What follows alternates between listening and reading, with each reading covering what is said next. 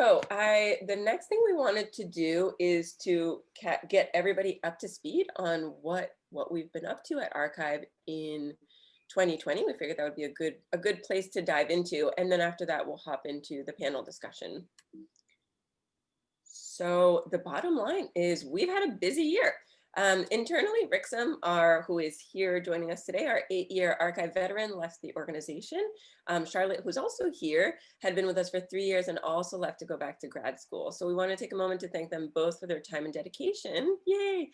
We've also had some wonderful interns in the spring, summer, and fall, and we hired a development and fundraising consultant, Regan. So you guys will hear more from Regan later. The board also voted for new officers, and I was named the executive director. We launched a new website. If you haven't had a chance to check it out, I really encourage you all to do so. It's still archiveglobal.org. And of course, the year wouldn't be complete without talking about COVID. So it's impossible to ignore. And like everyone, we've been pretty heavily affected, and we've been attempting to adapt both internally and through our project. Internally, it's given us a chance to hire remotely, which has been really exciting. And in our projects, we've managed to pivot and lean on the global interests and health opportunities for remote learning and a focus on proper hand washing practices to emphasize some key messages, which I'll get into more in our project updates. Over the summer, we were really proud to win an Architizer Award for our Mud to Mortar project in Shivar, Bangladesh. We received the Popular Choice Award in the Architecture for Good category. And then moving into Bangladesh, so as many of you know, we've been working in the area of Shivar, Bangladesh with our local partner, ADESH, since 2014. Early this year, we implemented an additional 76 floors in our community area, bringing our total up to almost 300 floors in that community, positively impacting 1,259 beneficiaries and 10,362 community members through education workshops. 35 Masons have been trained with, in the project, in this particular construction methodology that we use, of which I think 2 or 3 are women, which is really exciting for Bangladesh. And we've seen significant reductions in diarrheal disease, respiratory infections, skin irritations, and other positive impacts. So we're really proud of that project. We know it's made a big impact. And then COVID hit, and this community was hit pretty hard. People lost their jobs, and as a community who lives mostly hand to mouth, good hand washing practices and wearing PPE has been difficult to uphold. So our local partner had to stop a number of project activities because of government shutdowns. And so their revenue and capacity to help their community has been stunted. Over the summer, there was also heavy flooding, which swept away homes, luckily not the archive homes, but homes within the community nonetheless, and had people moving into shelters. You can imagine that proper hand washing practices and accessing and using PPE has been a real challenge, to say the least. So hearing about the difficulties that our local partner was having and the tremendous challenges in the community, we launched a GoFundMe campaign to raise money to provide food rations, as this was the most urgent need and what the community was telling us they needed. But as we were preparing to roll this out, the community sort of edited their request as the winter is coming to request blankets, soap, and masks. So most of the funds that we raised went to that. And so that has been distributed for 200 people in the community. We also wanted to help on a longer term basis with people's ability to wash their hands safely and properly, as this is one of the critical components of preventing the spread of COVID-19. So we built a rain harvesting hand washing station where the soap and water are pedal operated at ADESH's office as a pilot. And you can actually see that the pilot hand washing station here on the left. So in early fall, we launched a Caring Crowd campaign fundraiser to gather funds to help support a program we aim to roll out in 2021, the construction of 40 hand washing stations with hand hygiene trainers stationed at each to help people learn how to properly wash their hands and to gather information about how COVID has impacted the community. The stations will be installed in high traffic areas that the community designates as critical. Thanks to many of you actually who are here, we had a successful campaign and we were able to raise about $28,000 in 45 days. We had 154 donors who contributed to that, and we're really proud to have such a wide group of supporters. So thank you all for participating. And just before COVID hit, we were wrapping up the construction of our 76 floors, and a wonderful filmmaker who goes by the name of Tracing Thought did a mini documentary on the Bangladesh project. This was launched in May and can be found on YouTube's Tracing Thought channel. I'll also play it at the end of the party if anyone wants to stick around to watch it. Moving on to a different project, we arrive in Cameroon in the English-speaking coastal community of Idnao. We were approached by a municipality representative a couple years back because Idnao has little to no sanitation infrastructure, limited access to drinking water, and a rampant problem of open defecation. We began the project by conducting a needs assessment to better understand the health status of the community and the barriers around proper health and sanitation. Unfortunately, Cameroon also suffers from civil unrest at the moment between the French and English-speaking regions. For anyone who is following that news, that is kind of ramping up very quickly this year, and now is also heavily impacted by COVID-19. So our capacity to work in the country and conduct project activities the way we had planned is quite limited at the moment. However, we've decided to pivot with our local partner in the municipality to find ways to work remotely and to support remotely. So we'll build capacity remotely and begin sensitization with the community so that when we're able to roll out project activities in the near future, we've laid some groundwork and are trusted voices within the community. We've also published a book about our work on this. And so that was mostly based on the needs assessment that is now available on Amazon if anyone wants to check that out. And the last project that I'll mention is our Health Through Housing Coalition. So this was an idea that began a few years back. So we found ourselves at the intersection of health and the built environment with many organizations and partners interested in that expertise and in the conversation around how housing specifically can be a powerful preventative tool for health concerns. We decided to create a platform where people would come together to share projects, share and collect knowledge, and have conversations with one another about addressing the 1.6 billion inadequate households around the world. Obviously, the idea is that Archive can't possibly do it all alone. So if we just empower people with knowing how to do it themselves, we're hoping that community organizations, academia, lots of other groups will take on the charge of improving houses worldwide. So we've just launched the new website. We really hope you'll go and check it out. It's healththroughhousing.org. You can become a member, it's free. You can browse the resources, share projects, share project updates. So we're really hoping that people will come and spend some time there. And finally, before we move into the panel discussion, I really want to give a big thank you to all of you tonight who have already made a donation on the Eventbrite page. Your gift is going towards our Giving Tuesday campaign. Today's the first day of the month that we're launching that campaign. So Giving Tuesday will go on throughout December. It's aimed at increasing operational and project support. We have exciting projects in the pipeline to implement in 2021, which are all of the ones that we've mentioned here are going to be rolling into next year. And a year-end donation will support our project work, our staff, and our hardworking interns, and will be an investment in the future of Archive. All donations, whatever the size, will have an impact and will be an investment in our organization as we plan for 2021. So thank you all, not only for attending and for constantly supporting us, but also for the donations. So now I want to hop into our kind of main focus of the evening, which is our panel discussion. And so the focus tonight, we wanted to talk about COVID-19 and how it's caused radical disruption to us here in the US and also across the globe. And I hope that the project descriptions start to paint that picture a little bit better. We wanted to gather to take stock of the year, understand how various players have pivoted their activities and work through COVID-19 challenges. We want to talk about lessons learned, silver linings, and challenges ahead. To do this, we've gathered two very interesting panelists who I would like to introduce now. So we have Bobby Darival, who's currently the Executive Director of the Masters in Public Administration program at CCNY, Colin Powell School for Civic and Global Leadership. He's also an Archive alum who I always joke, and I think it makes him very uncomfortable, that he's the father of the Bangladesh project because he started and launched that project and we're still working on it. So we think about him a lot. And he's also on the board of Hands and Hearts Haiti and was recently the Chief Operating Officer of a home care services provider, Home Care. As you can see, he's bringing a variety of perspectives to the table and we'll give him a chance to discuss his perspectives through these lenses. And Giselle Sebag is a Global Cities consultant at Bloomberg Associates, an Archive Board of Advisor member. Giselle, like Bobby, feel like extensions to the Archive team. She and I feel personally committed to pushing the agenda of housing and the built environment as critical preventative strategies for improving health outcomes. And so there's real kinship in her involvement with the organization. So with that, I would like to turn it over to each of them to provide us the context for this panel discussion. So they're going to lay out some points for us to think over, and then we'll discuss them during the moderated discussion. So they'll introduce the various angles that they come to us from as case studies for us to consider. They will have a combined 15 minutes for this, and then we'll spend 10 minutes asking prepared questions, and then hopefully we'll have some questions from the audience to discuss. Please remember to submit your questions at any time during the conversations. You can do so in the Q&A feature at the bottom of your screen. So at the moment, my instruction is to stop sharing my screen so that Giselle can share hers.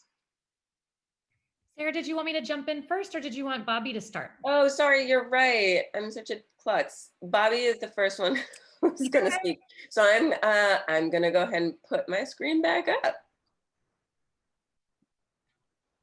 Okay, we're ready. Bobby, all you.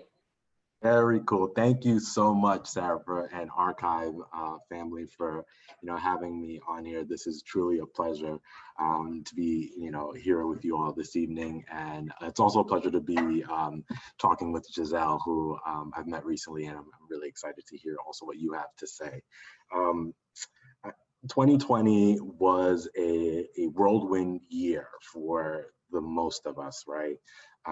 And what I want to do is just articulate, some of the challenges and perspectives that I've been able to glean through the various opportunities that I've had. I've been in very unique situations and serving in various roles all within this year. And so it's been an absolute whirlwind for me to get the unique vantage points that I have. And I feel very fortunate to have these vantage points.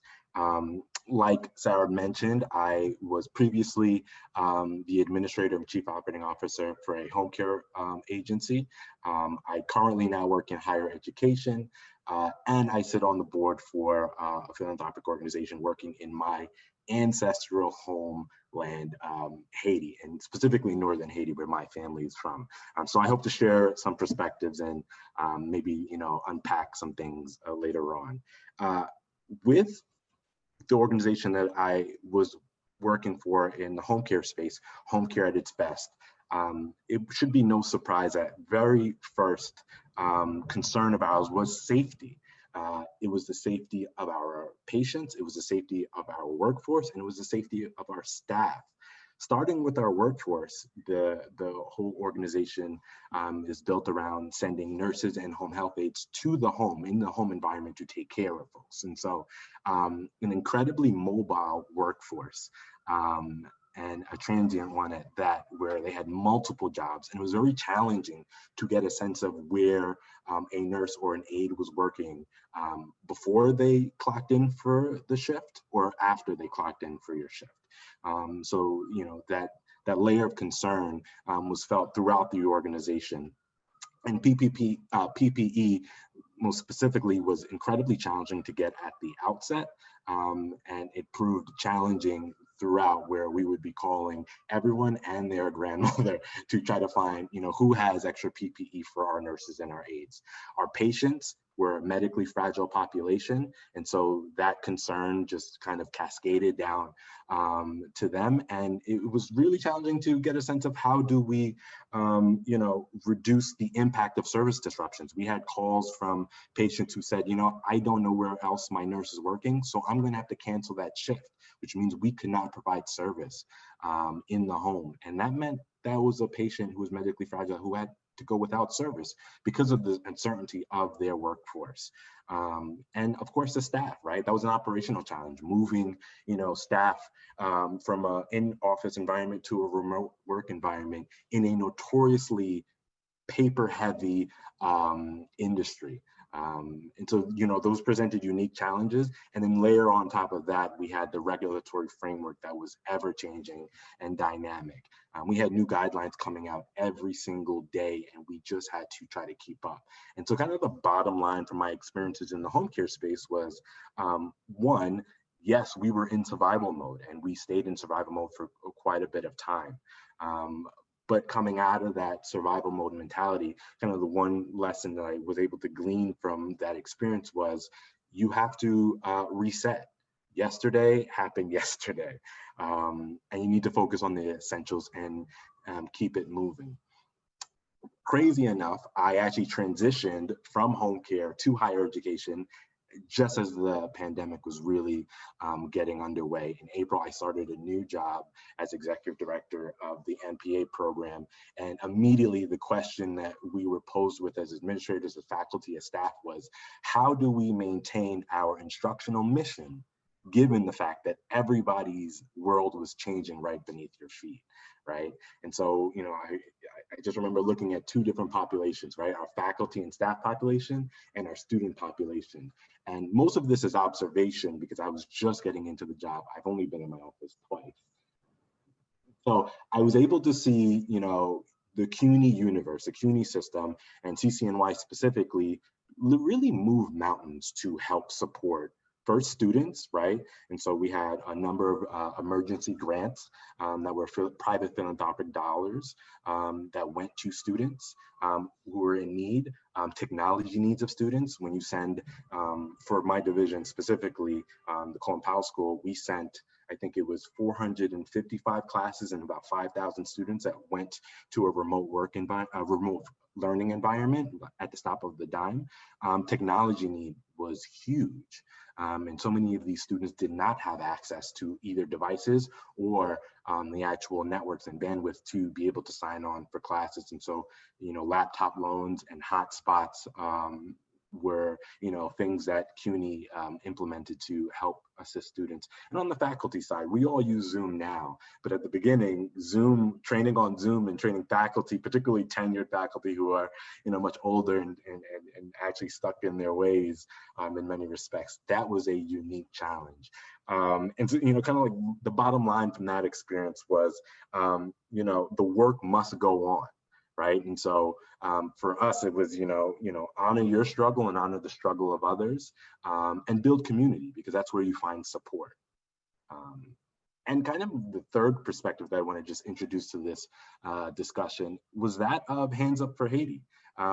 This is an organization that has been doing work in Haiti since the earthquake and has been structured as what started off as, you know, mission trips of clinicians going down to Haiti to help support Haitian professionals and treat patients, has completely evolved into, you know, a model that is mostly reliant on community health workers.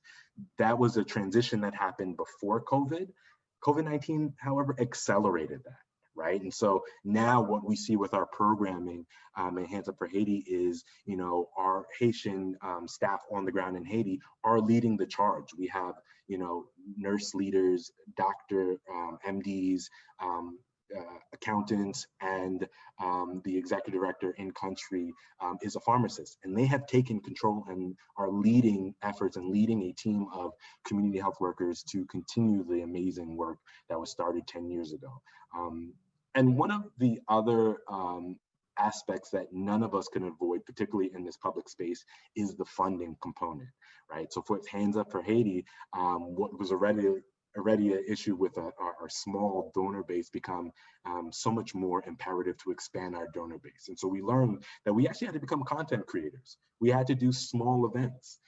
We had to find people where they were, particularly now with the economic situation, what it was for so many of our donor base. We had to go find new avenues to get funds. And, you know, it's been a year of learning from our mistakes and from our successes and really leaning into new models and new ways of fundraising. And so, you know, those three perspectives really kind of, for me, is just kind of the exclamation point is, yes, it was a whirlwind. But you know, we've learned a lot this year, and I'm sure, you know, a lot of the folks who are here have learned a lot. I think I'm at my time, and so I would love to just kick it over to Giselle and hopefully unpack some of these items later.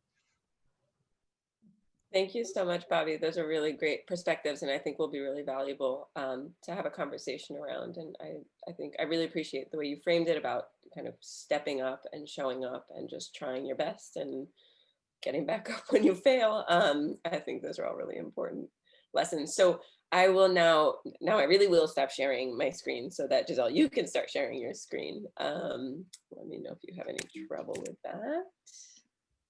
Oops, okay, yeah. Perfect. Can you all see my screen by chance? Yes, we can. Okay, great. Well, I just wanted to thank you, Bobby. Those were really interesting perspectives. And yeah, I'm really excited to unpack some of that later with you all. And I just want to say thank you again so much to Sarah, to Regan, Jimmy, and the entire archive team. And it's just so great to have been able to meet you through this, Bobby. And I'm delighted to be here with you all. I wanted to give just a brief introduction, outlining some of my perspectives through a couple of case studies. And I'll cover some of the shifts in my work with the perspective, thinking from the perspective of philanthropy, international development briefly, and also government with some client city projects of mine. And as Sarah mentioned, I'm an architect, an urban planner, and a public health professional, working really to improve urban health by design in everything that I do. And Bloomberg Associates is a Bloomberg Philanthropies pro bono consulting service, just in case any of you are not yet familiar.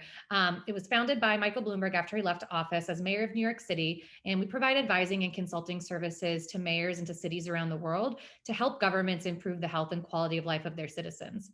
We work across 9 different focus areas, and I personally am part of the urban planning practice, working to develop policies, projects, and initiatives that transform our built environments to improve health outcomes in cities worldwide. So as you can imagine, our work as a philanthropic foundation supporting the environment, climate change, education, culture, public health through data-driven strategies focused all on the changes that mayors themselves can make in cities has drastically shifted due to COVID. For example, as an extension of our Harvard Mayors program, we immediately launched the COVID-19 Local Response Initiative. And what happened starting from March was we actually gathered more than 500 different US mayors and some international eventually who wanted places to learn as well. And we heard weekly from really inspiring global leaders like Bill Gates, we had President Clinton, President Obama, Dr. Fauci, and others, and got practical lessons also from Harvard Kennedy School of Government and the Johns Hopkins Bloomberg School of Public Health experts on what was happening currently with the virus, what we were learning about the epidemiology of it, and strategies to deal with crises in cities, like lessons, for example, in effective crisis communication, which has become key throughout this. And then around July, we shifted to monthly sessions focused on social and economic recovery. And then we also launched pretty early on, maybe around April or so, we launched a COVID-19 Global Response Initiative to support mayors, initially in Africa, but then later in Latin America to slow the spread of COVID in their communities.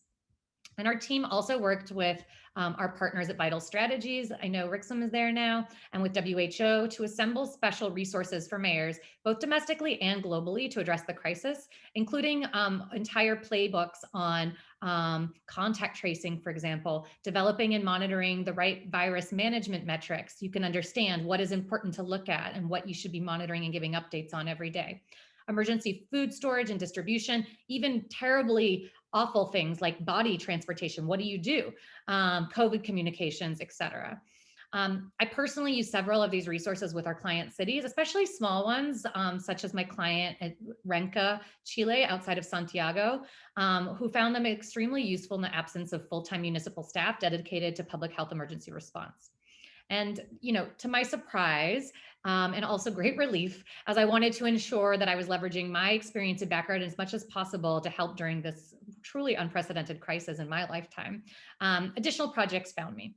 So one example of that is the United Nations Economic and Social Commission for Asia and the Pacific had a 2019 flagship report that outlined pathways for member countries to achieve sustainable urban development in their respective contexts.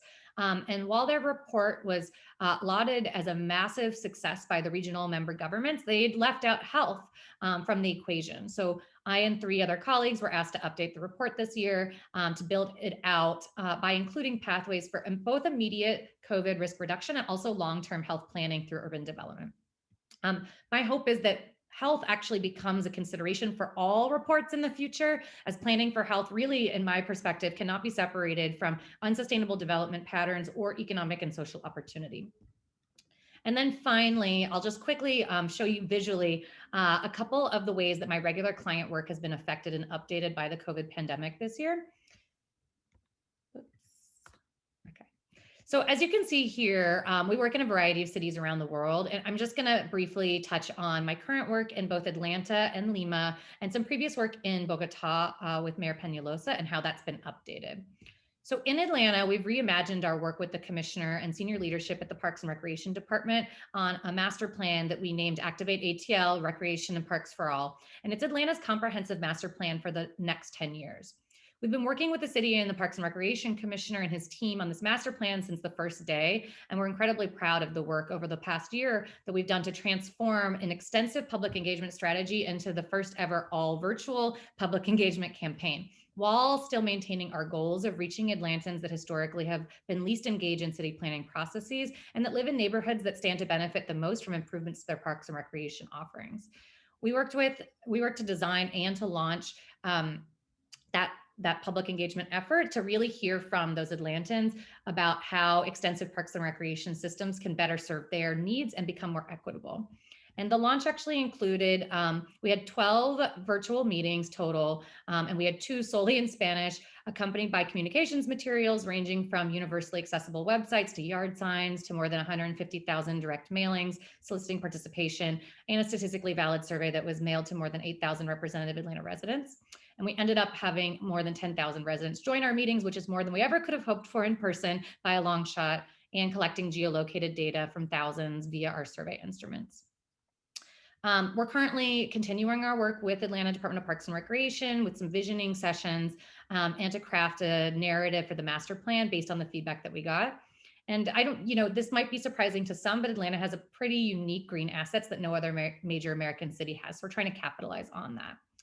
And we've also been working to build out the first ever Parks Equity Dashboard in Atlanta, which maps, measures, and ranks parks by both community and park need data, which is then analyzed to prioritize public parks and recreation investments in the neighborhoods where they'll have the greatest impact, therefore hopefully minimizing neighborhood disparities in access and quality of green spaces, trails, and recreation offerings.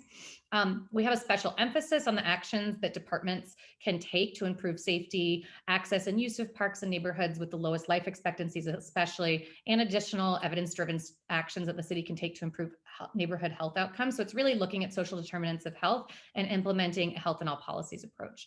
And as you can imagine, this work has become even more important thanks to the pandemic, if there are some silver linings to it, which is that many are finally seeing the impacts of neighborhood health inequalities through the COVID disparities that we're seeing and the ways that they're largely geographic and labor driven in nature.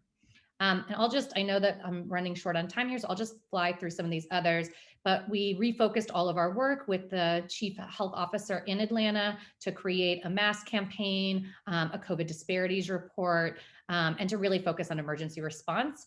And I would say something that I'm sure all of us have experienced throughout this is, at least in my case, quickly sort of pivoting and learning about infectious disease. That's not been my focus, but very quickly, I think we all had to learn about how this virus spreads and how we can reduce risk in the cities and communities that we're working in. This was a project in Bogota that I did that we're now updating because of COVID. So this was really a low income neighborhood outside Bogota, and we were able to implement a safe streets program, play streets, a community garden, green space, and open space. And this has only become more important now because that's something that is so important from an equity perspective in all cities. I'm just gonna fly through these. These are basically before photos. It was pretty unsafe to go outside. We did a lot of community engagement. We implemented several urban design strategies with a health focus, and we were able to transform and create a lot of opportunities for young children, especially and their caregivers. And we're doing the same thing in Lima right now. So Lima has some similar issues, but they really are some of the hardest hit by this pandemic. And so our work has shifted to allow for safe, active mobility to school and public spaces and play within parks. And we've updated our Safe Play Routes project to allow additional space for distancing and safe walking, which you can see some of here. So these were previously really unsafe, unfun, unpleasant routes to get to preschool and to a community center.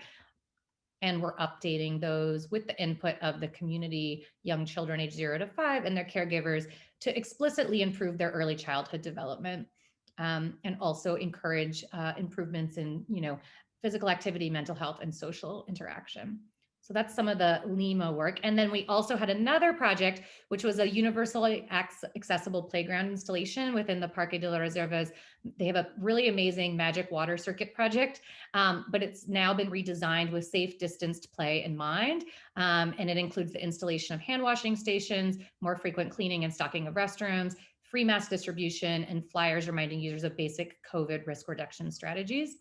And you can see some of the design here, and still the positive mental, physical, and social health benefits of allowing safe access to green play spaces to all Limeños during the pandemic, I would say, could not be underestimated. So we're really glad these projects have moved forward despite the very significant impact that Lima and all of Peru has had.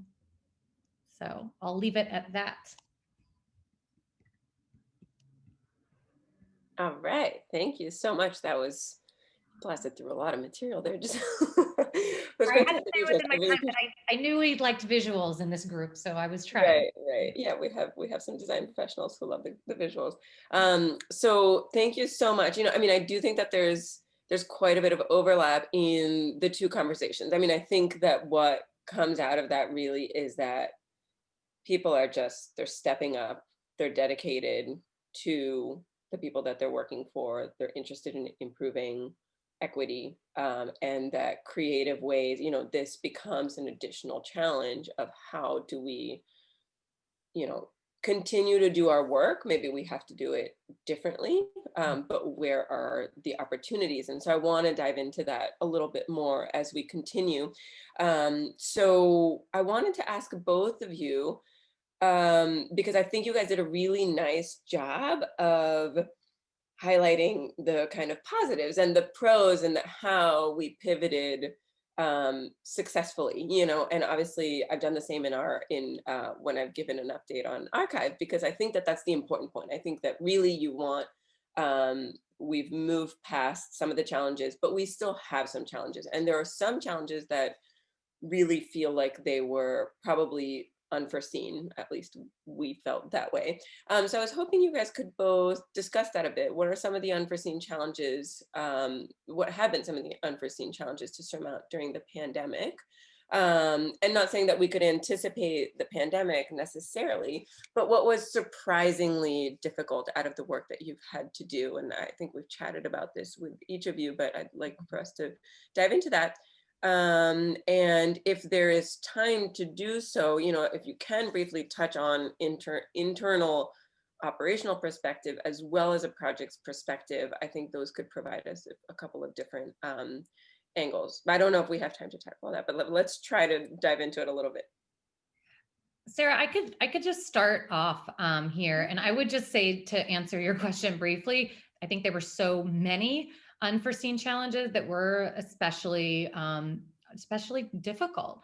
And I would say from an internal operations perspective, I think there were a lot of realizations that I had that maybe I thought a little bit about before, but now have become so solidified in my mind. And one is to say that solid in-person, human-to-human relationships, at least in my work, are so key to the success of becoming a trusted advisor and consultant to mayors and to city administrations, and that not having the opportunity to meet in person has really, truly been a challenge. I mean, technology is helpful, and I'm grateful that I have the opportunity to connect with others over technology. So many don't have that, but I think building relationships virtually is truly a challenge.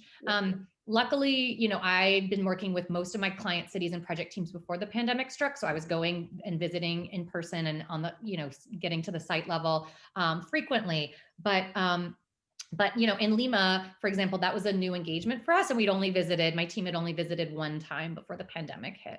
And I just was going to say quickly, similarly from a project perspective, not being able to actually walk the city and get to know the DNA of a neighborhood, the environments and the communities that we work with in person has made everything just so much more difficult, at least from my perspective and experience.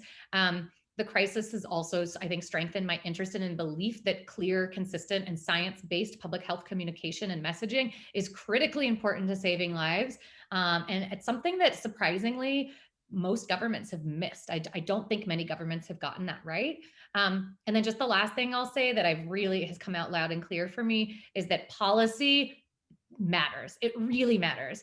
And getting good science-informed policy into action we've all seen makes a massive impact on human behavior and subsequent health outcomes. And I think all we have to do to see that is to look at states that opened, just for one example, opened indoor dining too early and the devastating impact it's having here in the US and in some cases globally. And I was just, in my experience, it's been surprisingly difficult to get cities to adequately weigh and value public health science during the greatest public health crisis of our lifetimes. So to me, that's pretty shocking, but those have all been like big lessons learned. And I don't think I put as much stock in all of those things before as I do now.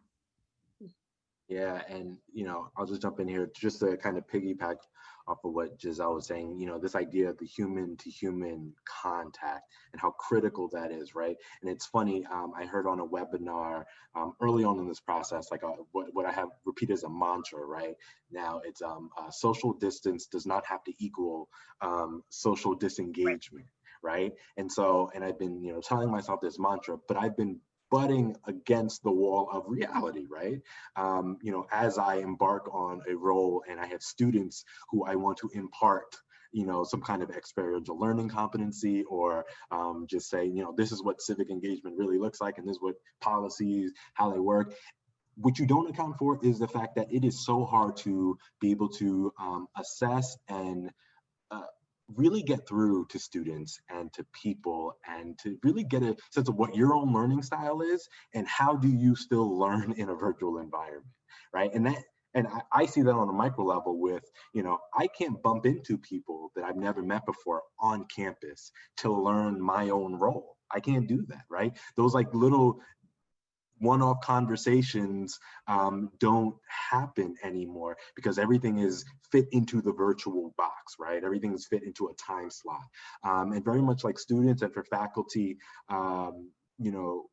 it's a unique challenge that, yes, you see it coming, but you don't realize how daunting that challenge is. And for me, getting to your policy issue, Giselle, like this is the foundation of movement building, right? Learning and changing mindset. And getting folks to see the benefits of proper policy outcomes and to really vet good policies and to strategize. And a lot of that, the foundation of that is just working with people and building connections. And that has been extremely difficult. No matter what craziness I try in our orientations or in our workshops, I find that wall is something that's always a challenge to overcome. Absolutely. And Sarah, if I could just comment really quickly on Bobby's thoughts here. I couldn't agree more. And it's also those, as you mentioned, it's those side conversations where you can really build like one-on-one relationships and trust. And I just want to bring up one funny anecdote from this weekend. I have a great friend that I've known since I was 5, who's a Mexican diplomat here at the UN with the Mexican mission. And he was telling us this weekend that, can you imagine negotiating and diplomacy over Zoom? He said people are crying all the time. It's terrible. It's so stressful because normally you'd say, our position as the government is going to be really harsh today, but don't take it personally. You'll have a side conversation with someone in the hall. You can have that relationship. You can make sure to, talk one-on-one with people and also to make sure that the relationship is there, even if your, official government policy is going to be different. And I just thought that was sort of an extraordinary thought that I hadn't considered is global diplomacy is now happening over Zoom, and it is next to impossible without a human contact. You can't read body language. You can't read the tone. I just thought that was a really interesting anecdote and something that I hadn't even thought of before. Yeah, it sounds really like, there's really common themes in what you're saying. There's a humanity missing out of this kind of virtual world that we're living in, and the things about, building trust and getting firsthand experience and gaining knowledge. I think all of those things are really critical. And obviously, when we talk about design for us, from at least for me, when I go into the community and I do a field visit, there's no amount of pictures that the local partner can send me. There's no amount of phone calls that we can have with them that is gonna show me the conditions that people are living in, that's gonna put me in front of people. And so I think that aspect of it, there's a real challenge there that is, I think, the big gap with this new reality. I think people, in their positive light are adapting well, are taking the, challenges as opportunities and are really trying their best. But at the end of the day, there's some stunted maybe growth and stunted progress that is we're just not going to be able to surmount. Um, Moving on to a question from the audience, which kind of aligns with some of the questions that I had. So what kind of changes do you guys think that this has brought on that are here to stay? What are we thankful for that this has kind of changed for the good, whether it's design or in higher ed or in some of the policies for home care? I mean, what have we seen that is kind of, yeah, here to stay in a positive light? Uh, One area that I think is absolutely fascinating to me, and I think equity is the word that was used like a lot, even in this conversation. I really think that this idea of social change has been accelerated, right? We realize that yes, whatever the quote unquote new normal is, whatever it is, it's not what used to be, and it's really difficult to argue that we can go back to what used to be, right? And so whether it's in home care, as I check in every now and then on the home care business that I kind of left, they have not returned back to the office. There is no need to return back to the office, and nurses and aides have gotten used to operating the way that they do, and very much in higher education. Yes, we cannot wait to get back in person, but there are so many things that have changed, in so many different ways that we can impact our world. Giselle, as you talk about hosting an event where you have, hi baby, hosting an event where you have so many people and stakeholders that you can now bring to the table because of this virtual environment, it kind of like, inspires and invigorates you to say, like, oh wait, this is really happening and we're not going back. We really can get as many people to the table and really, leverage our voice through these new mediums. And so the acceleration of social change to me has been just incredible. Bobby, that's such a great point, and I couldn't agree more. That's been really inspiring. And I think besides those, and I do think that that's sort of revolutionary, and that we have seen it accelerated, and I hope it is here to stay. Something else that I really hope is here to stay is that sort of one of my greatest lifelong dreams for cities has started to emerge out of this crisis. And that is that cities the world over have now given people back a tiny sliver of the space that they once reserved exclusively for cars. And so if it took a little bit of time, but if you look around New York City today, you see something that people like me and all of our placemaking and sort of like-minded colleagues have really spent lifetimes advocating for. And that's more of these pedestrian streets, more dedicated bicycle lanes. And then my personal favorite, they're going to be permanent now. So they say, outdoor streeteries that we can finally sort of safely enjoy alongside adequate air ventilation today. But, I'm excited that we can enjoy them for the future, and that those spaces that were once only for people who were wealthy and lucky enough to have cars that polluted all of our public spaces, now we all have even greater access to equitable public, hopefully more equitable public spaces, and open spaces, and places to interact socially. So I think that's really exciting. One example is in Lima. It really has been one of the hardest hit countries in the world, and it has astronomical air pollution problems. And they, for example, are installing, and this is like culturally unprecedented for them. They're a really car-oriented society. But they are installing 301 kilometers of new permanent dedicated bike lanes because of this. And then we're also involved in working with the city and supporting the mayor to design 12 new public spaces and transforming those public spaces throughout downtown. Streets are being pedestrianized now at a much faster pace than originally planned in the amazing, very unique UNESCO Centro Histórico. And as a result, air quality is going to continue to improve for everyone. So I just think that finally, part of this for me has been that finally the world is learning why designing homes, workplaces, communities, and cities to prevent disease and promote public health is actually an essential investment that everybody should be making and considering. And, at least my hope is that governments will begin valuing the role of health professionals within their administrations, the way they do with other essential services, because, I've already said a little bit of this, and I'm sure many of you on the call today agree, but public health is truly it's like completely tied to not only saving lives, but also to economies and government's ability to protect their citizens. So it's really a no-brainer. And if that is the one thing that is good that has come from this, I hope that's something that can stay. If I could just jump in super fast. Yeah, One, yeah. just I'll keep preaching. I absolutely agree 100%.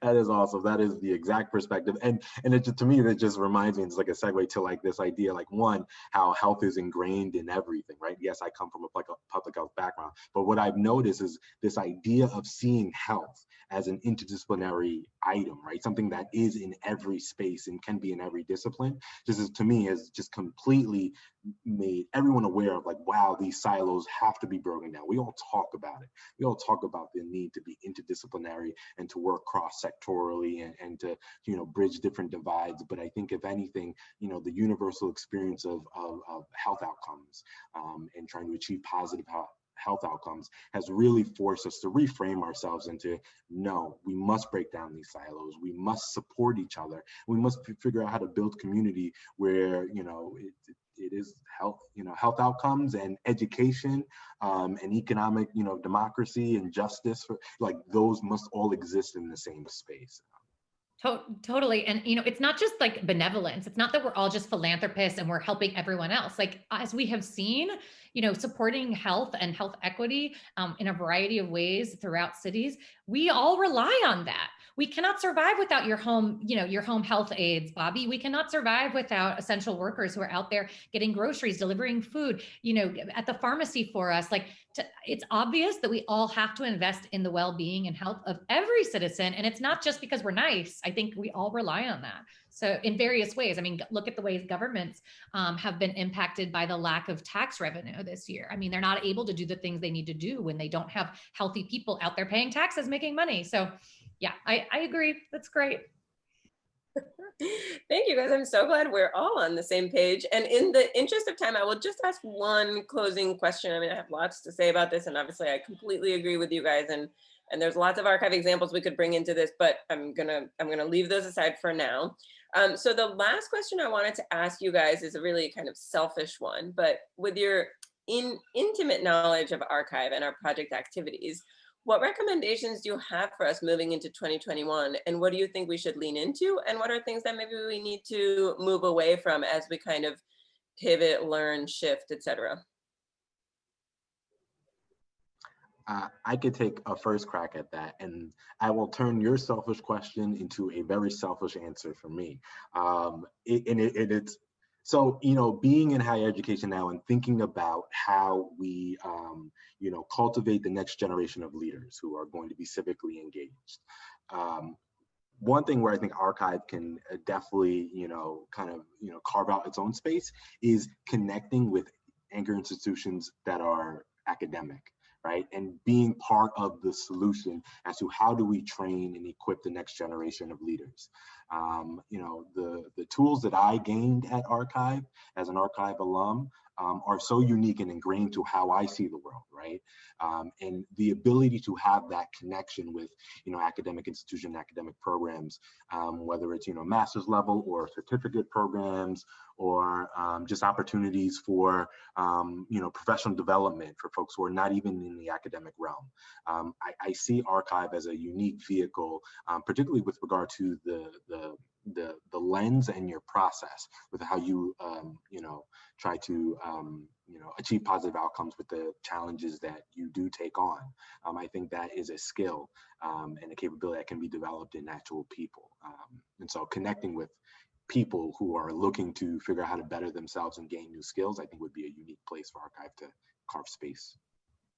Yeah, no, I agree completely. And I guess my thought on that is that I think it's important that we can focus on the silver linings in our own lives, but at the same time, not forgetting our friends in the places that really are less fortunate. And I know that, I sort of already mentioned this today, but I I always have in the back of my mind, just the fact that we're all together on a webinar today means that we're immensely privileged to have access to technology, to education, and also to information that connects us to one another despite the physical distance, and that allows us to learn about our risks and what we can do to mitigate them and to keep each other safe. I mean, that alone is so much more than so many people today.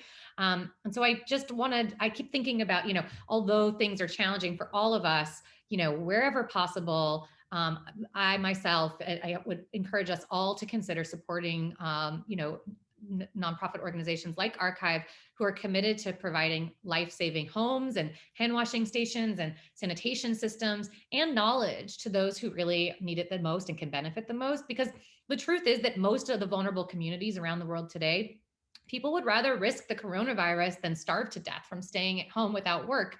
And things like the basic nutrition and emergency community support that Archive is giving is so key to that. At the hand washing stations in remote areas who might not even access potable water, I mean, those things are invaluable. And so I would just encourage us all to make a donation today to Archive if I can, as I have. It is Giving Tuesday, and I think that the work that Archive is doing to support the gaps that there are around the world, in partnership often with government and with communities in need, is critical and unique. And so I just hope that in the future, we can remember this particular moment where we're going to forget about it maybe one day if the vaccine comes and we're lucky enough to get it. But, I hope we can remember this moment where public health touched all of our lives, and keep in mind that design decisions impact our health outcomes, either for better or for worse. And it's a choice. And to remember to hold your elected officials accountable by continuing to choose healthier cities by design and supporting NGOs like Archive who are out there filling those gaps.